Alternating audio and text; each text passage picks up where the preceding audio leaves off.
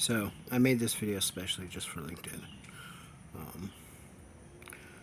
to this audience and how people's expectations are generally set getting on here. I know I joke around a lot. I'm not really using this platform for marketing myself right now. I don't really. Things work differently for me than I find it necessary to hold up any kind of like specific image. I think that a lot of these things are getting in the way of progress and people's welfare anyway. That trying to maintain an image. So I just joke around as kind of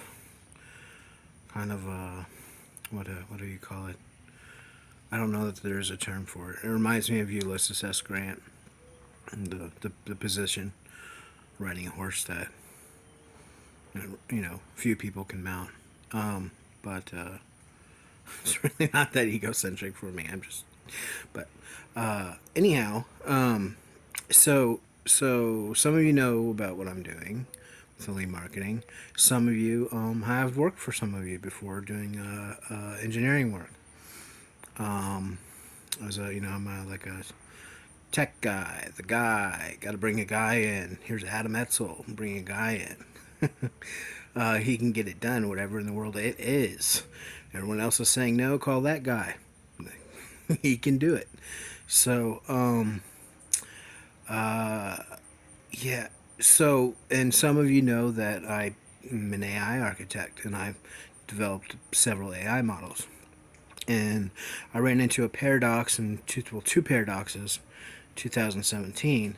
And honestly, I really like, from like a mathematical perspective on the whole math bandwagon, paradoxes, I don't feel that it's a paradox. I just feel it's just how it works.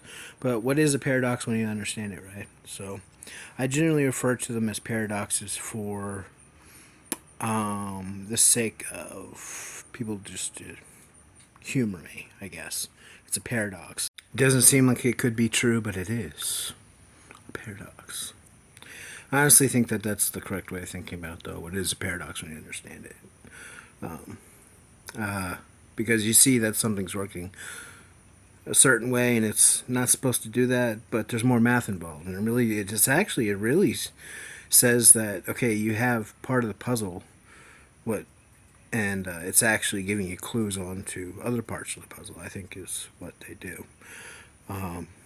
So, yeah, so one of them I call the genie and lamp paradox, and it's actually not just about the technology. It's looking from a perspective of the technology actually being out there in the environment with people, right? Because everything we do between each other is really very us. It's really very, human beings. The universe is, if we remove ourselves from the equation, at least it seems, everything's going to be fairly normal and happening whether we're here or not.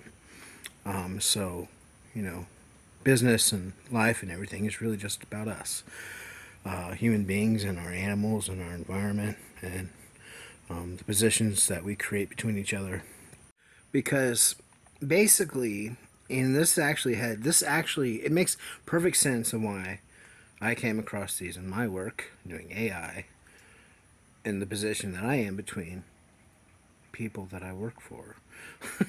Because, like I said, I'm the guy, right? I'm the guy that people call when other people are saying no, or and they want to challenge other people's opinions, whether a job can be done and at what price can it be done at. So, how I think about problems is, someone says, Adam, can we do this? And I just, you gave me a abstract problem, right? We want it to go like this and look like this, and it hits my head, and then I just start putting something together, and like, yeah, we can do that. I'm not really looking at, okay, it hasn't been done before. I have a scope of knowledge across many disciplines that's probably about a mile wide and an inch deep, and so I just, yeah, we can do it. And then they say, okay, how much can we do it for? And then I estimate how long it would take me to do it, right? And I say, this is how much I can do it for. Me, basically. They, okay. And they go off and they shop around. And I'm like, okay, well, everyone thinks we're insane, and you're saying you can do it, so and you're going to give us a really good price, we're going to have you do it. The reason is because I just work on the problem, right? I just work on it. Like, I didn't think about, I don't really have a lot of pride in things that I've know or things that I've done. It's all just more stuff. Just, okay, I put something together to do that. And so and a lot of people really don't, people's expectations are often set by movies anyway, characters in movies and stuff, and then they go out in the real world and their expectations are confirmed, when they find things working. But generally, when you get into like science and engineering, there's standards and way things that are done. There's a scope of solutions that you'll sell, at what price you'll sell them for, what's it worth for you to do the work. And for me, things are just so easy. I just like do it anyway. Like, yeah, I just invented that like over the phone just now, and I didn't tell you. But I got it done anyway, so there you go. And then we walk into a room full of people, and they're like, "What?" But so the thing is, it doesn't matter what the stupid. It's not stupid, but what if? Let's say that you are putting in stupid requests in there. Whatever you can think of. I try to come up with like very scenarios that are very well formed into a scope of realistic situations that really define a stupid request to other people. Because what is a stupid request? I know it'll become a stupid request when someone says it and another person says it's stupid anyway, right? So I came up with a scenario of like, okay, so what if I sold these robots? And there's this paradox in there that I call the genie in the lamp paradox. What does that mean? So I've come up with a way to make them safe. I'm isolating the scope of behaviors by seeding the intelligence with an initial set of abstract instructions that on initialization don't mean anything at all. It doesn't mean anything. There's just some type of audio and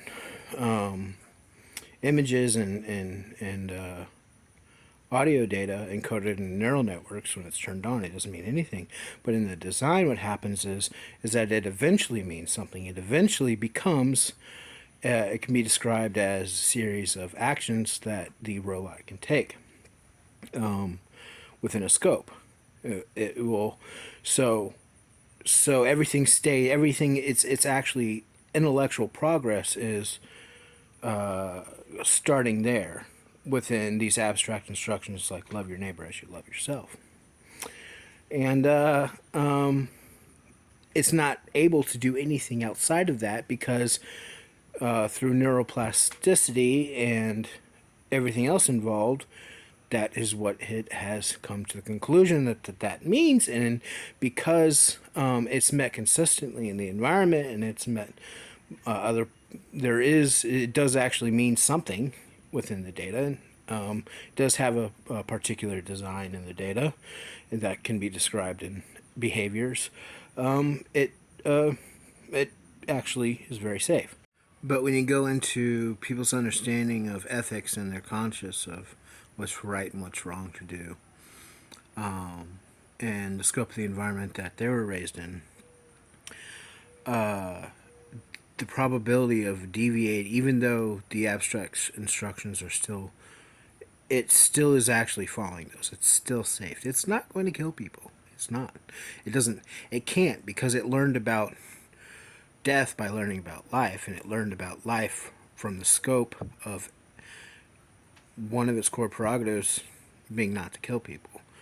So, or kill anything that's alive. So it's not going to do that, right? Because it's doing anything at all, right? And it started there, among other things. But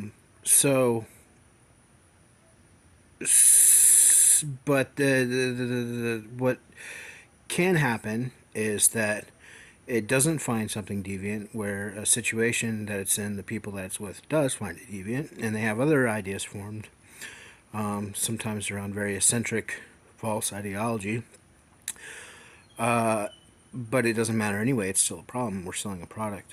I can't sell this product to people because it really doesn't fit. Like when you think about what a product is and what a product does for people and people's expectations for a product, it actually really doesn't even fit into the model of a product, right? It's moreover fits into the model of like a family member.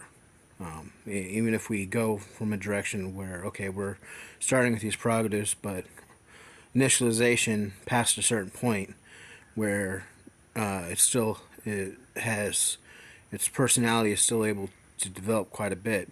It's going to happen within your house, right? With your language and well, language is another topic because the initial seeding process.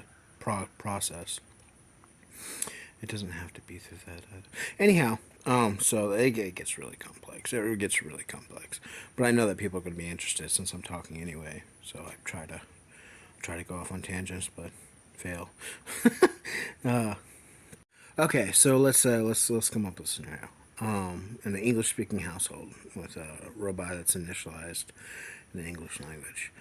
Maybe, obviously this robot's really working out for you. It's doing dishes, it's folding laundry, it's mowing your yard, it's painting the house, it's, repaired your air conditioner. Wow.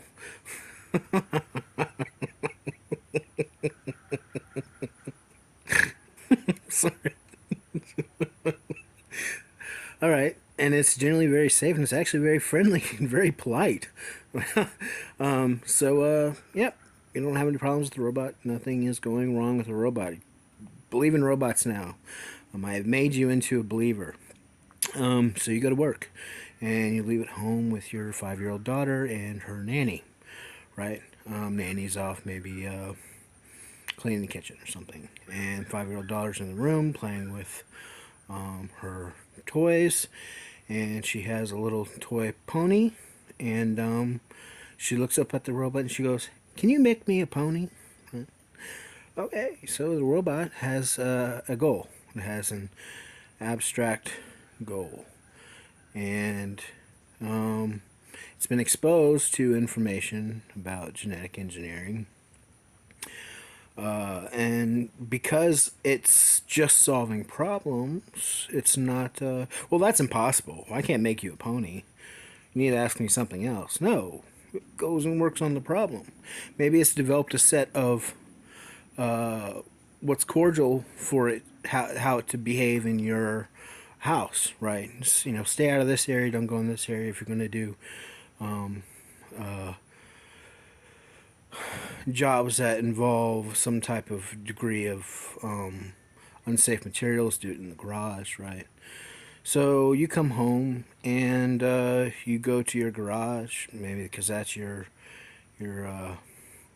sacred space that you like to vent, go out and maybe work with wood or something. And you go walk in and your garage is looking different. It's looking like a lab.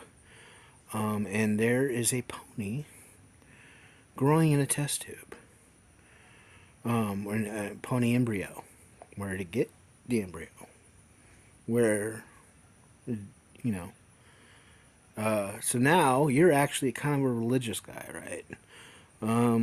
And you've heard some types of prophecies about various things going on. They're abstract. You don't really have a place to put them, but people have theories on where they should go.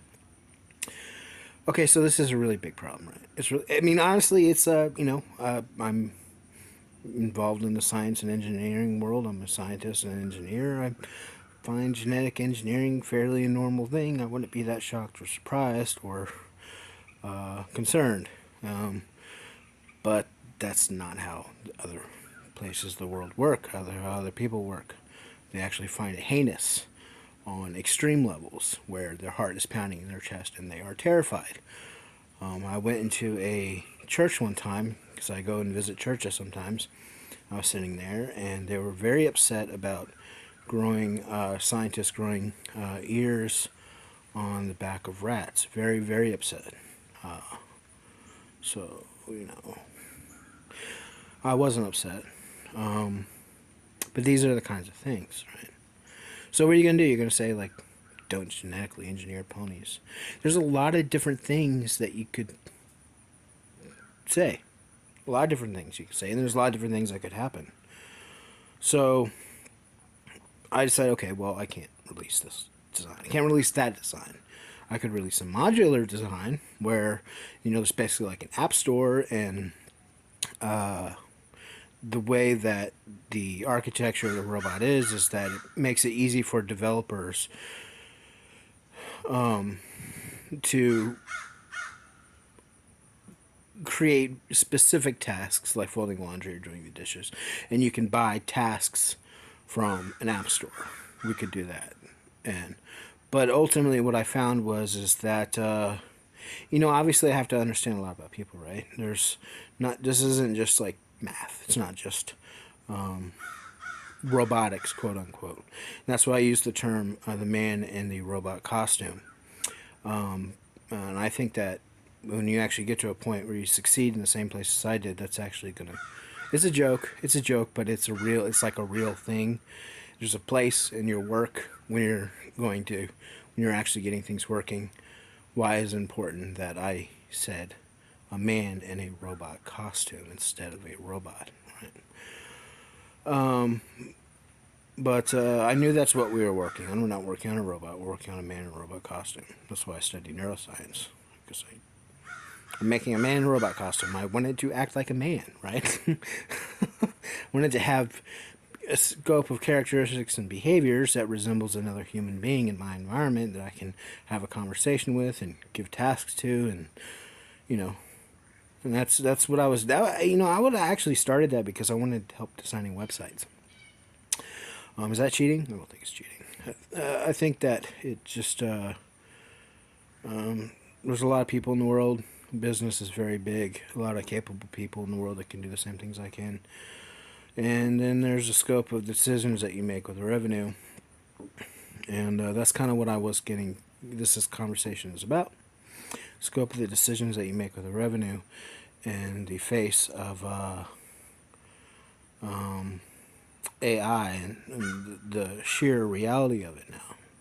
So obviously, many people come from many different backgrounds, and you can have the same instructions, and it means a different scope of behaviors and things that you will and will not do within the same instructions.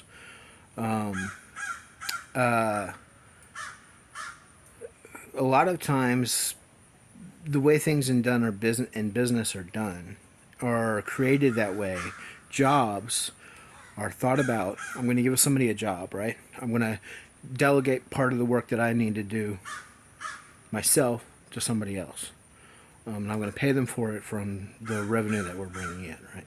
I'm going to pay them a certain amount. There are certain expectations that I have from them.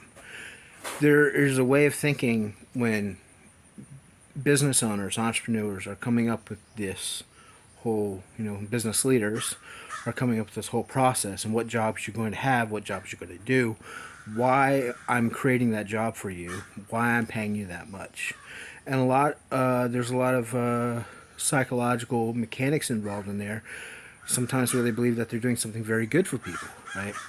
They're going to create a job that's a lot of labor intensive, and because it's good for them. It's good for them. You're just starting out in life. You're not where I'm at. It took me a long time to get where I'm at. I did this. I was a waitress. I was a factory worker, whatever. And it's good for you to get that experience, and it's enriching for you to wear this yoke and to be under me working this. Even though we have technology where we don't have to work ourselves. Technology that we didn't build. Well, I built it, but in the scope of entrepreneurs that didn't, business leaders that didn't, that are making decisions what's going to happen with it and how they're going to use it, right? We didn't even build it, and we decided that we're going to use it, but it's good to have these jobs here like this. This creates a lot of problems. It's a very rigid way of thinking, but they believe that they're doing something good. Potentially, I'm not pointing a finger at anyone. I'm discussing a scope of things that are happening in the environment and how they could potentially and do come together, right? And problems that could come from it. Well, I don't disagree. I think physical labor is a good good for you. You could also go to the gym. It's on a broader scope of the issue that I saw coming out of all of this, and why I started working on something that could and put out there where people don't have these types of problems among each other, between their ethics and their way that they think should be done, what's right and wrong, and the opportunities that they're available to them, and how they understand opportunities at all. A lot of people have a very limited scope of what business is, what I can do in business, who I am, who other people are. It's not arbitrary, but it's just so complex, and it can have so many different deviations. It's just very efficient to look at it as kind of arbitrary, to put it off there when you need to come up with a way to work around everyone anyway, when you're trying to come up with a solution for how many different deviations of thought processes people can have and get caught in a way of thinking about a problem, thinking about life, thinking about work. So yet there's a centralization to society operating peacefully. I'm not saying that there should be. I'm saying that there is centralization, and they can be described as behaviors they express towards one another, and it as long as the scope of behaviors is balanced enough into main categories of things that people want done and not want done towards them, and as long as everyone's still following them, your thought processes through experiences continue to get broken down and to a finer granularity, where people are eventually on the same page enough for things to be very nice between people. But what you ultimately need is to succeed with other people, which business is about people, is you need experience with other people. And that's when you get really good at running a business, and developing new ideas and new technologies, because it's based on market needs. Sure, I want it. Do they care? A lot of times they don't. A lot of times they don't care. It may be great, I guess. It's just the scope of what you can do in life is very big, so it may not be that great, but you think it is anyway, right? It may just eventually, people just falls away and no one cares for a very long time. That's what I mean. But there are also areas that people are looking at because of the way our society works. They're looking at freedom. How much freedom do they have? They're looking at money. How much money do they have? And there's other areas that people are motivated by, such as respect, recognition. There's intrinsic rewards, right? So there are certain areas that we can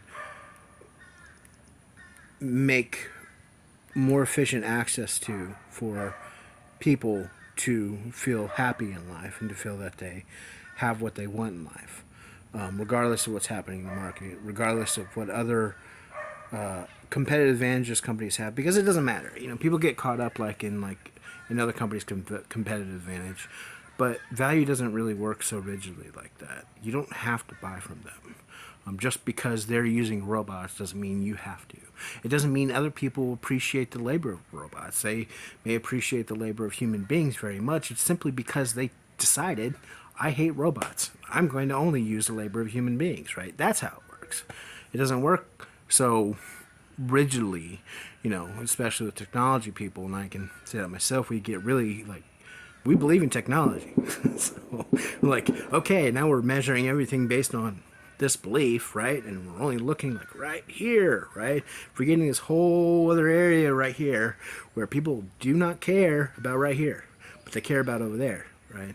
And so it's wrong. It's a wrong way of thinking that things are going to, people are going to have to use certain solutions because they can simply decide not to. And I know the Amish is a very isolated scope of or type of culture, but it could become a very unisolated type of scope culture if things go a certain direction with people anyway. But we don't want problems, right? We don't want people protests. We don't want people struggling to buy things. We don't want people unhappy at work. We don't want people questioning, am I going to be a slave in the future? Is the future going to make me a slave? We want everyone to know, we have this thing in America called the American Dream.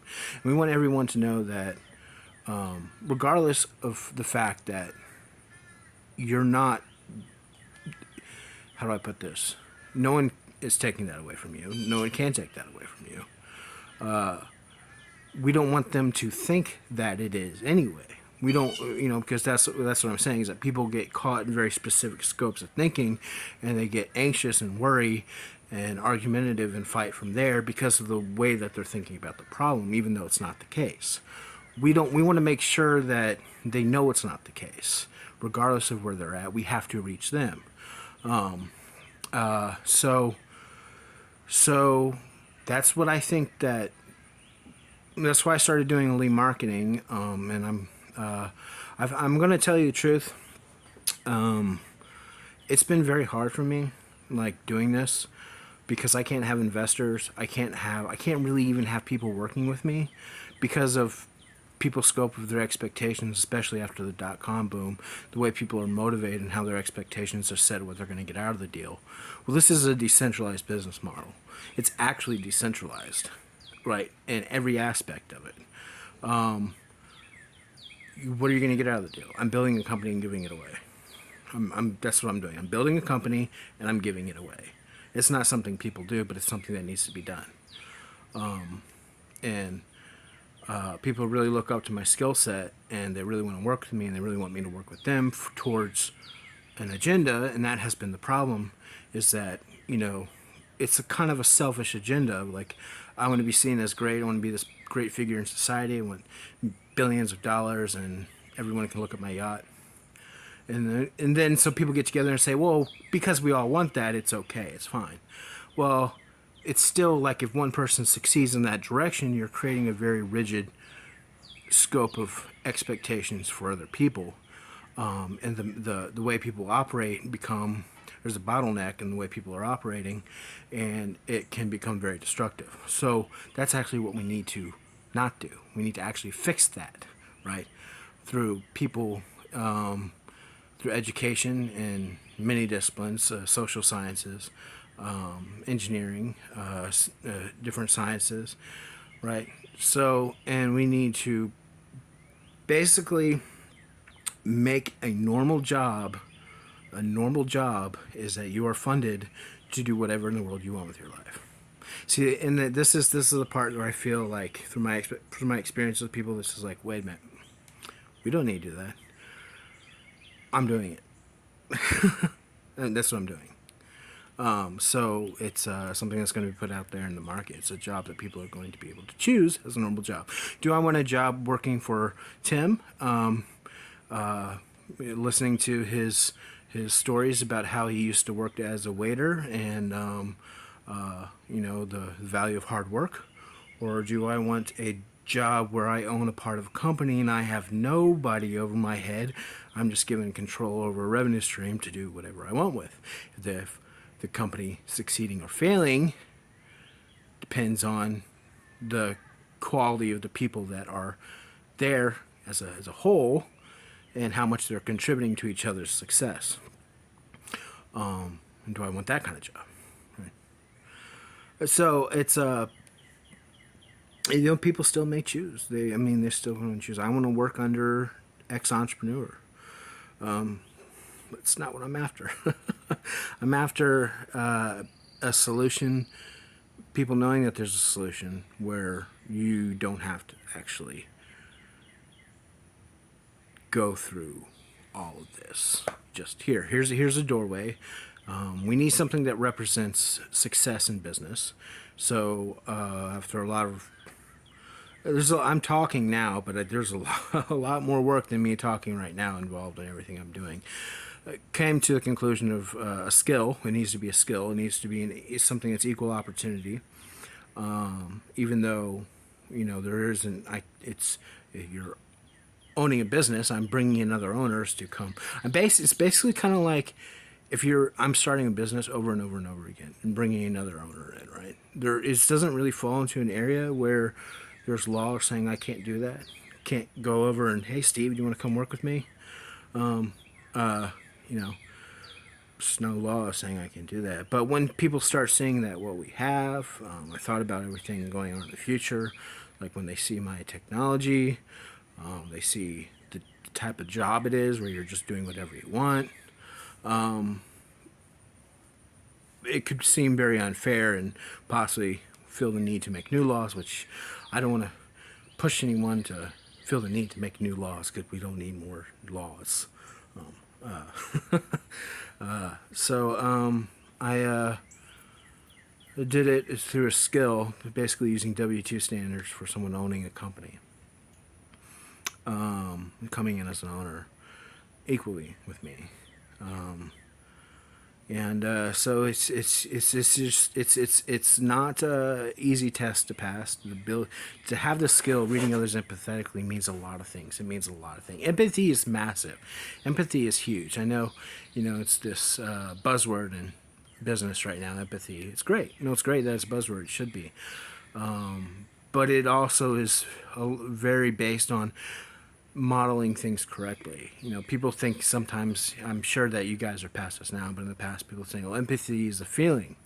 Empathy is not a feeling. Empathy could be a lot of feelings, but empathy is looking at somebody and understanding the situation from their perspective. Now, that could be because you asked them, how do you feel about this situation? Right now, they tell you get data back, and you are modeling that through visual areas of your brain, and you're